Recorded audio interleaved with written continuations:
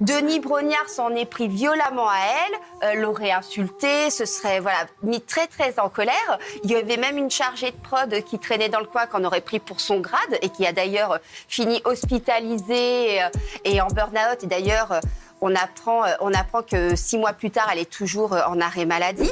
Cette fois, il a clairement dépassé les bornes, mais tout le monde sait que Denis Brognard est capable de colère humiliante en public, surtout avec les femmes. Denis Brognard est un des animateurs télé les plus aimés de sa génération, notamment grâce à l'émission iconique Koh-Lanta. Pourtant, il a aussi fait du bruit dans le mauvais sens du terme, à cause de certains comportements inexpliqués. Du moins, c'est ce qu'on pourrait penser. En effet, notre animateur favori a toujours été vu d'un très bon œil par les téléspectateurs, grâce entre autres à sa fidélité, sa bienveillance et les valeurs qu'il laisse paraître au travers des émissions.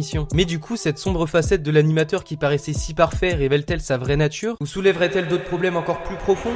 Denis Brognard a commencé sa carrière dans les années 90 à Radio France Normandie. Rapidement, Denis convainc par sa passion du journalisme, en passant notamment chroniqueur sur Europe 1 puis sur Eurosport. Mais le plus important, c'est son histoire d'amour avec Koh-Lanta, qui débutera en 2002 en tant qu'animateur sur la chaîne TF1. Il passera également par d'autres postes, notamment dans le monde du sport, où il présentera par exemple le MAG TF1, qui est une chronique regroupant plein de grands événements sportifs. Car en effet, je vous l'apprends peut-être, mais sa plus grande passion, ça reste le sport. Puis les années ont passé, et la place que Denis s'appropriera le plus, c'est bien sûr son rôle crucial dans l'émission Koh-Lanta. Animateur charismatique, sérieux et bienfaisant, il deviendra rapidement un incontournable de la télévision française. Bref, en résumé, un professionnalisme et un homme parfait. Pourtant, depuis un an, Denis Brognard aura eu une image différente de celle à laquelle on s'était attaché. En effet, plusieurs accusations d'harcèlement moral, de colère folle ou de comportement inapproprié seront entendues à son encontre. 14 juillet 2022, Denis Brognard, qui devait couvrir l'événement de Biscarrosse, il était parti avec une journaliste et il devait prendre en fait un hélicoptère et il s'avère que ce jour-là, il y avait énormément de feu dans la région et la journaliste a été prise de panique et du coup, elle a refusé de monter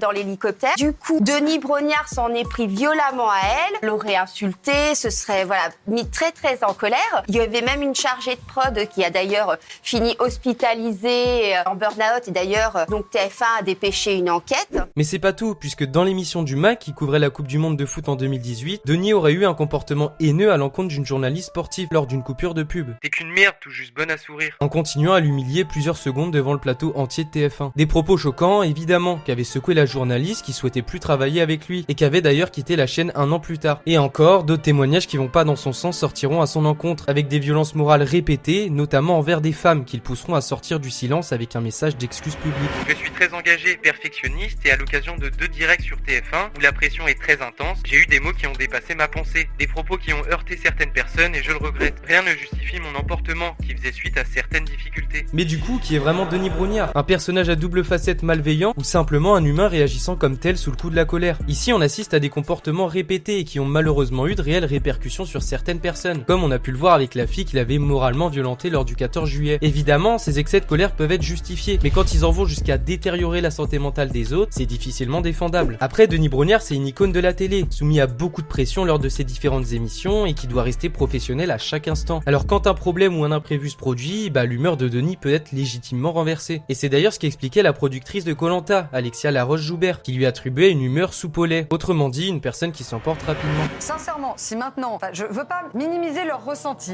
on est bien d'accord. En revanche, voilà, on redescend d'un étage, on parle de 30 secondes, 2 fois 30 secondes, d'un mec qui est en direct, qui monte un peu dans les tours parce qu'il y a une histoire d'exigence et de problème. Donc c'est plutôt une grosse engueulade entre collègues et je pense qu'on a tous ça. Moi je vous dis, en effet, il peut être quelquefois un peu soupe au lait.